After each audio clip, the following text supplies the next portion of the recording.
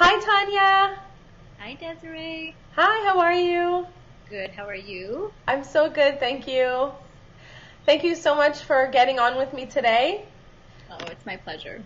I know we've worked really closely together on your health challenges, and I wanted to know if you could get on with me today and share your experience because many people that I do help are suffering in very similar ways, and I think that your story could really help a lot of people. Yes, of course. Any, Amazing. yeah. So when we first started working together, what were your sort of chief complaints, your areas of health concern, the reasons that you consulted for? Yeah. So they were predominantly digestive issues. I mean, it really started from top to bottom. It was horrendous. Mhm. It really affected every area of my well-being. So it's very hard to pinpoint, what was my chief complaint. It definitely stemmed from the digestion.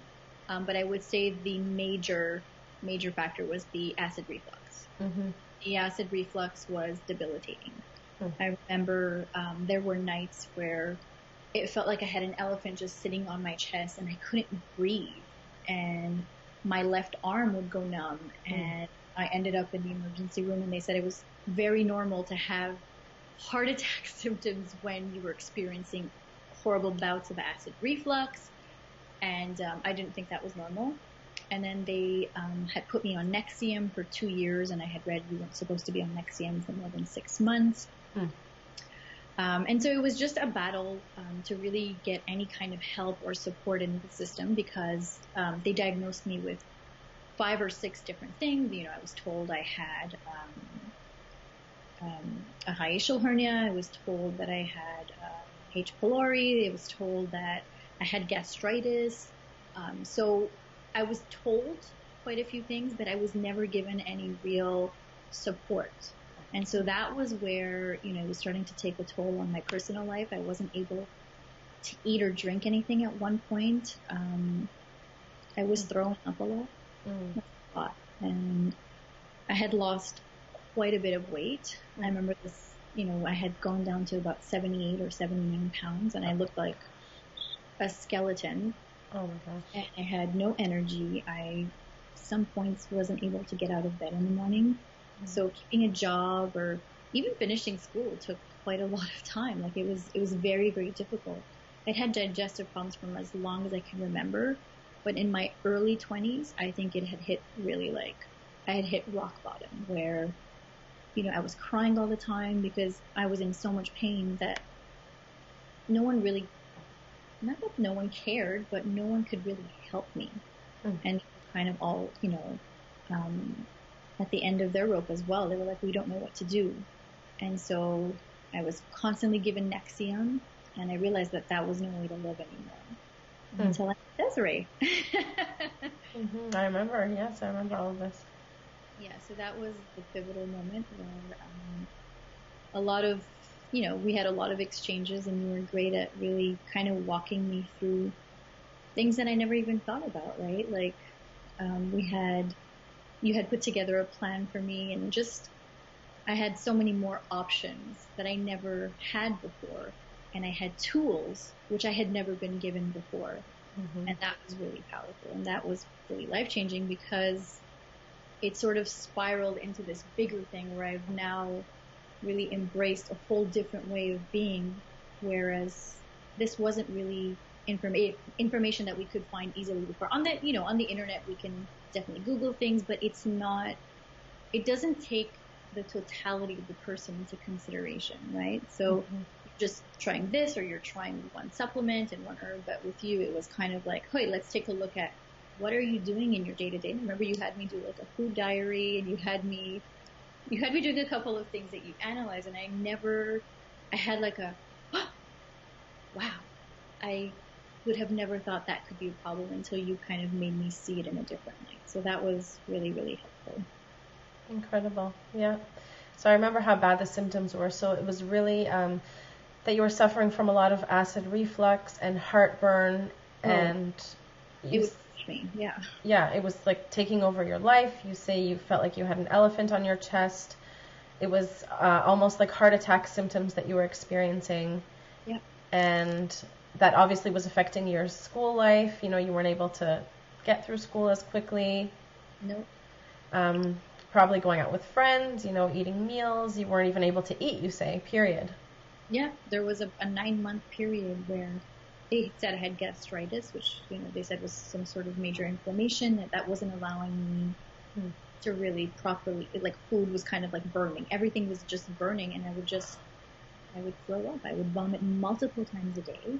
And can you just imagine being at work, talking to a client and having to vomit? Like, it was constant. And it's not like you can take these days off of work, right? You're vomiting every day for 9 months. Like, the sympathy runs out in the real world, right? It's like, go get fixed. Do what you need to do. And it's like, yes, but where do we get fixed? Yes. Where do we get this help? Where do we get this support? Nexium wasn't even helping at that point. Oh, wow. So, yeah.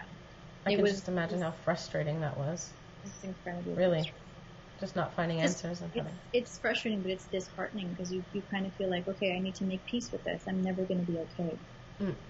And you never think you're going to be able to get out of it. And then when you start to feel better, you're like, oh, wow, I never knew this was possible. I actually have energy today. I'm actually able to eat a croissant, though it's not the best thing to eat, but I had never eaten a croissant without throwing up. Wow.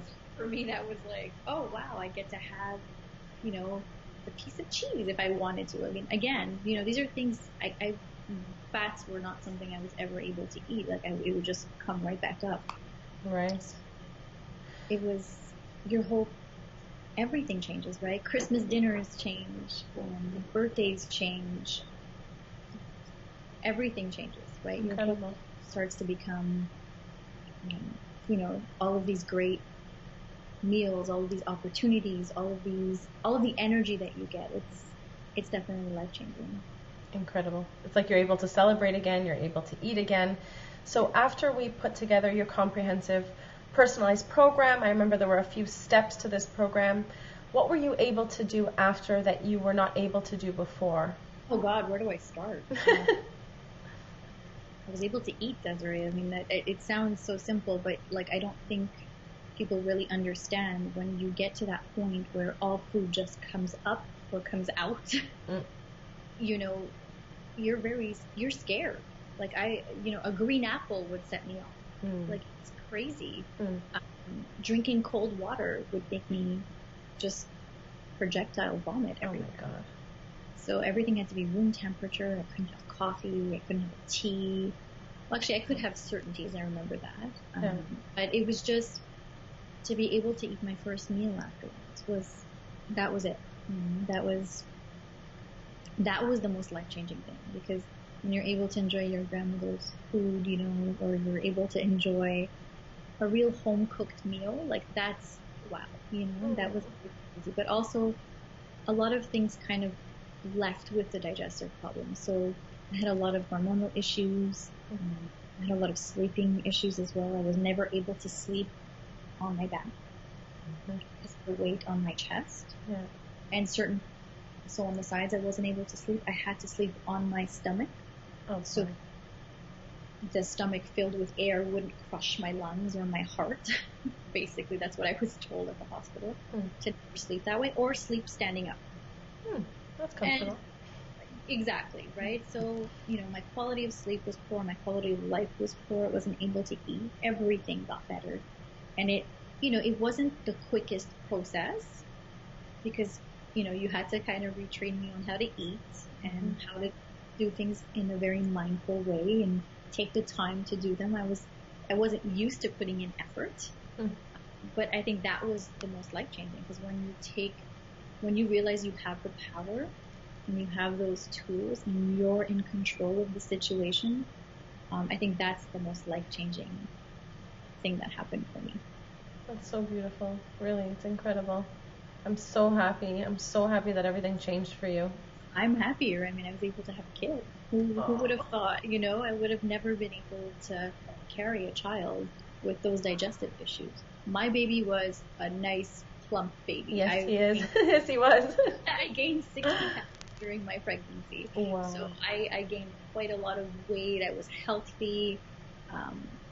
I had like a very smooth sailing pregnancy, which, yeah, I mean, other than the morning sickness, which everybody experiences, but yeah, it was great. I mean, I would have never been able to even think of carrying another life inside of me had I not been able to eat, sleep, or even just be happy, right? How can you give anything to another human being if you have nothing to give? So, Oh, wow. You're yeah. giving me the goosebumps. Really incredible. Well, thank you. So incredible. It's been really a pleasure working with you, and thank you so much for sharing your experience. I really appreciate it, and I'm sure it's going to be able to empower lots of people and help other people see that indeed in the deepest suffering, healing is possible. It's able, we're able to reestablish health and healthy digestion and reinstate that balance in the digestive tract and get rid of symptoms, and it's so possible. Yeah, it is possible with a little bit of, a little bit of work, Yeah. a little bit of love, a little bit of wisdom, a little bit of guidance. It's all possible for sure. Amazing. Thank you so much, Tanya. And Thank we'll be you. in touch. Take care. Thanks. Thanks. Bye. Bye.